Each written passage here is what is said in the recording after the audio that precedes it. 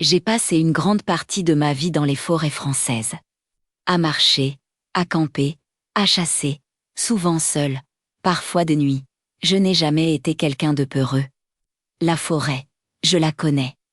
Du moins, je croyais la connaître. Cette histoire s'est déroulée dans le Massif central. Sur un plateau boisé isolé, à plusieurs kilomètres du premier village. J'étais resté immobile jusqu'à la tombée du jour, attendant que la lumière baisse trop pour distinguer clairement mon viseur. Quand la nuit a commencé à tomber, j'ai décidé de redescendre vers mon véhicule, garé à environ 5 kilomètres. Je marchais calmement, sans stress, quand tout a changé d'un coup. Le silence s'est abattu brutalement, plus un insecte, plus un oiseau, rien. Et en une fraction de seconde, une peur primitive m'a traversé, une peur violente, incontrôlable. J'avais la sensation écrasante d'être observé.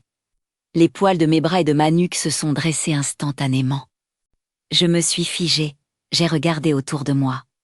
La lumière déclinait, la forêt devenait opaque.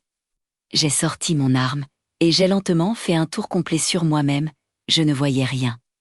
Mais la peur augmentait.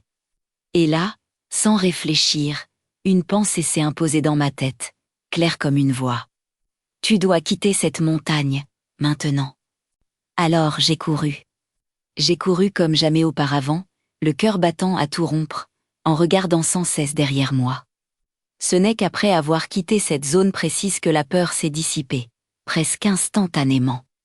Je suis rentré calmement jusqu'à la voiture. Mais encore aujourd'hui, je ne sais pas ce qui se trouvait là. Je sais seulement que ce n'était pas une peur normale.